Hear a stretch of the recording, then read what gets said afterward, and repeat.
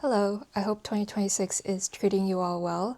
By the time I'm filming this, it's just about to enter the middle of December. In my previous video, I talked a lot about my favorite books of 2025, and I didn't really get a chance to speak about the books that I'm currently reading, the books that I finished. And I know this might be a little late just because 2025 is over by the time I upload this, but I do have several thoughts that I would like to share about the books that I've read, and I don't know when I will ever be able to talk about them, so I would assume now would be a good time. During the month of November, I finished a total of 4 books, which I was very surprised that I even managed to finish 4 books. The average amount of books that I finish reading per month is usually 2. To say that I finished 4, I felt very accomplished for some reason. Anyways, I'm going to start with My Phantoms by Gwendolyn Riley. The story follows a dysfunctional mother-daughter relationship.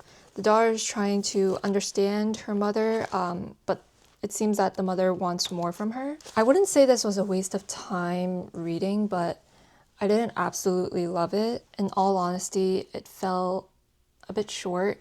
I didn't feel much attachment or connection with any of the characters. I also didn't like many of the characters either, including the narrator. This book felt like it was running in circles.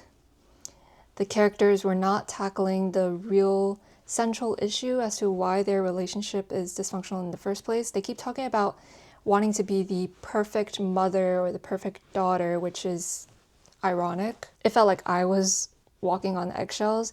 Even up until the very end, it didn't seem like anything was resolved. And speaking of the ending, I will say it is striking, and the only time I even felt anything for this book. However, don't let my negative thoughts about the book deter you from reading this. If you are interested in the mother-daughter dynamic, I would say it's worth picking it up, giving it a try, but I personally would not recommend it.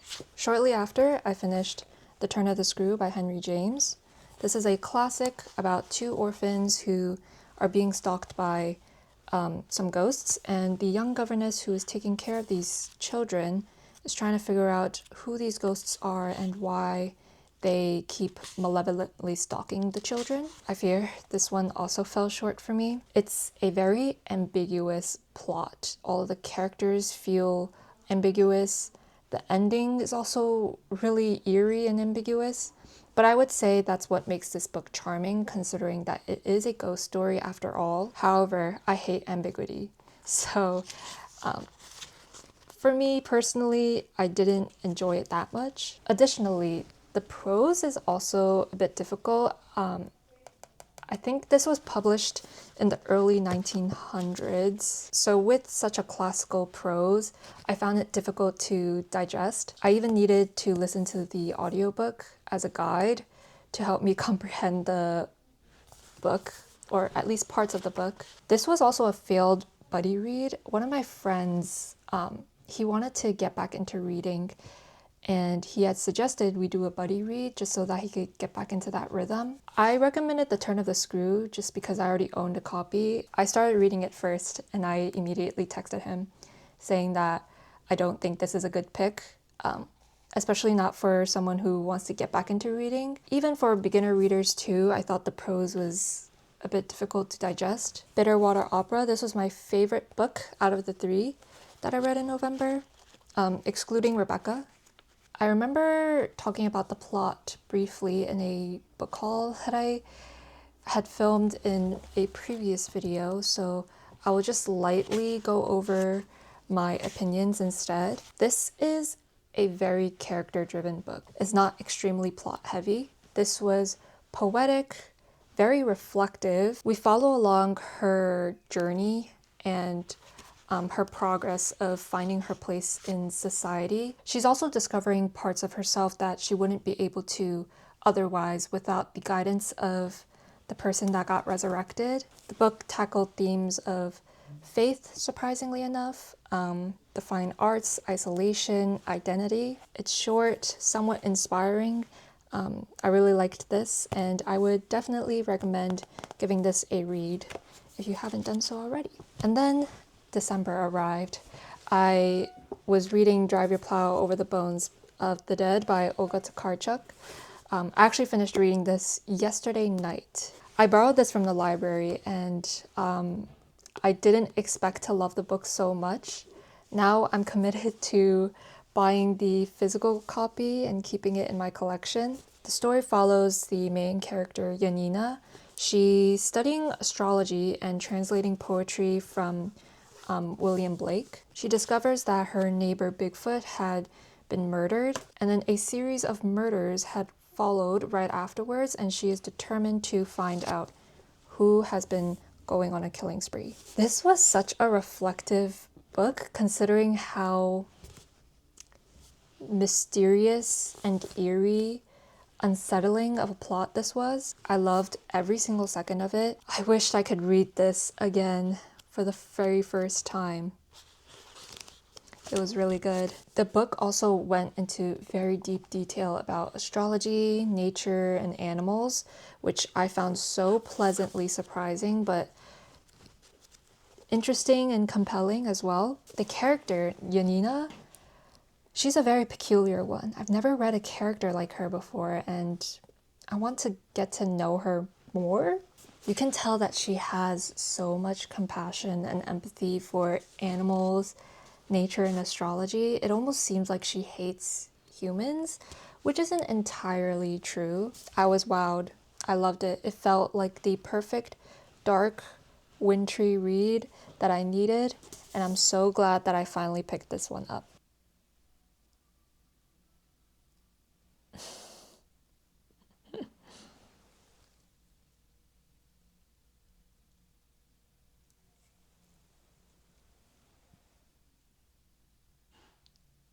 I'm about to head out because I have some errands to run, but I'm sure I'm not the only one who's been experiencing this. I feel like I've been getting a bit of the winter blues. Looking back, I can't remember a time when I've been hit with seasonal depression, but I think it could be the lingering anxiety and stress that I've been having the past few months, and it's just built up. I was trying to find ways to kind of combat my winter blues, and the first solution that came up, which seems to be the most obvious answer, is to leave the house while the sun is still out, and that is what I'm going to do. I'm just gonna go out by myself just to run some errands. But other than that, I was trying to find other ways and other methods. An effective but temporary solution that I found is retail therapy. It only provides like temporary solace. Coincidentally, I happen to be on the lookout for winter fragrances. A lot of my perfumes are centered for the spring and summertime, so I wanted to start expanding my collection and kind of venturing out to finding different scent profiles that I think would best suit winter. I came across several that I loved, and ones that resonated with me. It reminds me so much of winter and the colder seasons that it's kind of distracted me from my seasonal depression. So I do want to share some. I've actually wrote down several perfumes that I like and also want to try. Like Marissa Zappa's Maggie the Cat is Alive. I tried that and it smells so fruity and ambery. I think that would be very suitable for fall. And then there was also Julie Has a Gun, Not a Perfume. That one's a staple. Source, The Light Through the Clouds, and also 2 a.m. in Lafayette. I haven't tried those yet, but I wrote them down thinking that I might like them. There was also Fugazi Angel Dust, I believe, and I've tried Born to Stand Out's Chocoloco.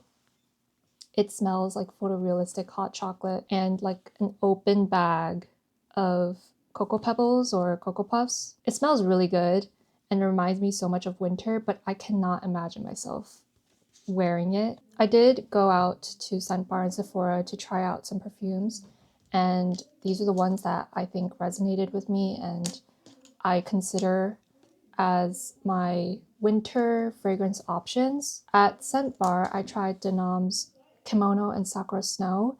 I don't know where my kimono test strip went. I'll talk about that one first. It reminded me a lot of a vintage decorative lipstick case.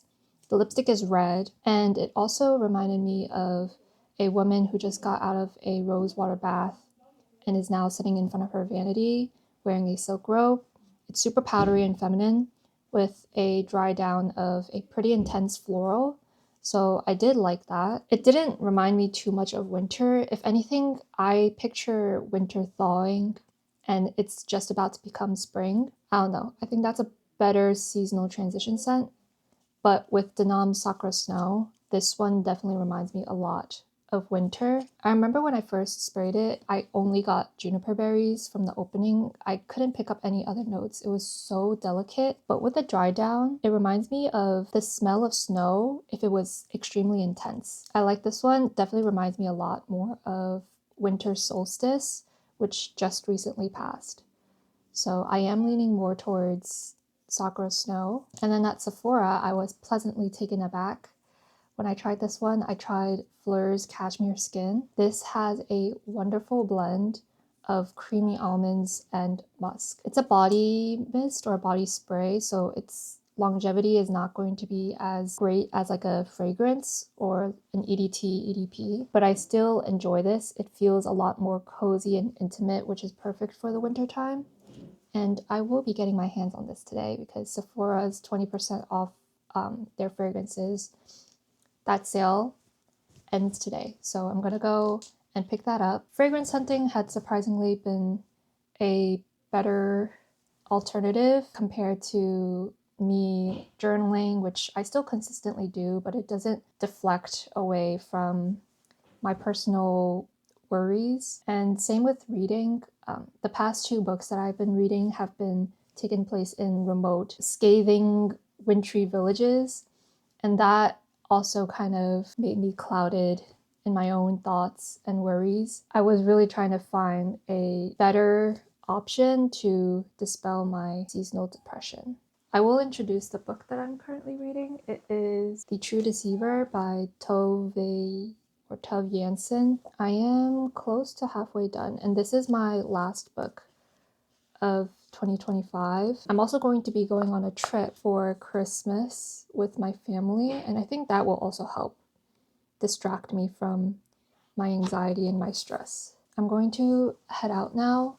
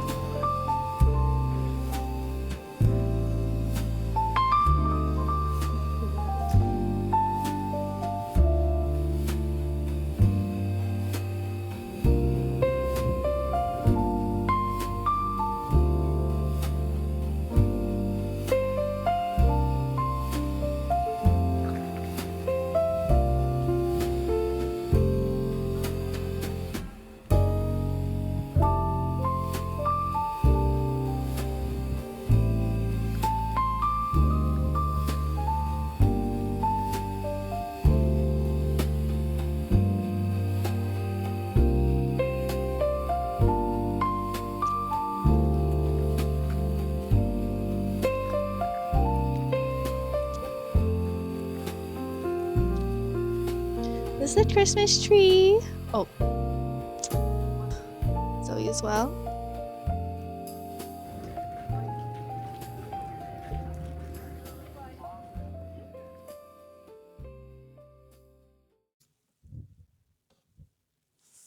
Before I end this video, I do want to share several of my 2026 New Year's resolutions. I'm sure many people have already started restructuring and organizing their journal ecosystems in preparation for the new year like I am. As I was doing so, I did write out some goals, and I wanted to mention them on camera just so that I could hold myself accountable and take responsibility for the goals that I've written down. I'm going to start with some reading goals because I do have quite a bit of them. I read 30 books in 2025, which was a lot more than I had intended. At first, my goal was 15, but then I discovered my reading pace and switched it over to 20 books instead. However, in 2026, I don't want to limit my reading goals, so I want to read at least one book per month. There are several reasons why I decided to make this my reading goal instead. And just to keep it concise, I don't want my reading comprehension and my reading experience to hinder or be undermined just so that I could reach and attain a certain number goal. Along with that, I did write down that I wanted to read longer books. On average, I read books that are usually 300 pages or less because I feel intimidated by big books. I would assume that they would be much more dense and detailed, but because I plan on only reading one book per month, maybe sometimes even more, I could dedicate a little bit more time to spend with a book, especially that's longer and much more dense, and maybe that would help with my fear of long books. I also wrote down read more classic literature and nonfiction, as well as enhancing my comprehension and vocabulary, which I've been actively doing. Those were my book-related resolutions. I'm not going to go through every single one of my goals, just several of them. I want to keep track of my expenses, build my stamina, underconsume, minimize doom scrolling, use less of the 2x speed function. I actually came across a video of one of my favorite content creators. She goes under the name Soggy Rice on all platforms, I believe. And in the video that I saw, she talked about using the 2x speed function and heavily relying on it. That was where it kind of clicked for me, and I also realized how much I overly rely on the 2x speed function. And that kind of transitioned into another goal of mine, which is to make 2026 a slower year. I live in New York City where everything is just so fast paced, it's part of our culture. And I won't lie, it's so convenient and I've gotten so used to it, which is why I've been seeing how fast the years have gone. I think slowing down is also a really good way of kind of appreciating and giving more attention on mundane parts of our lives. It seems like a new goal for me. I've never thought about making things go slower, so hopefully it turns out for the best. I also want to drive. I have my license, but I have really bad driver's anxiety.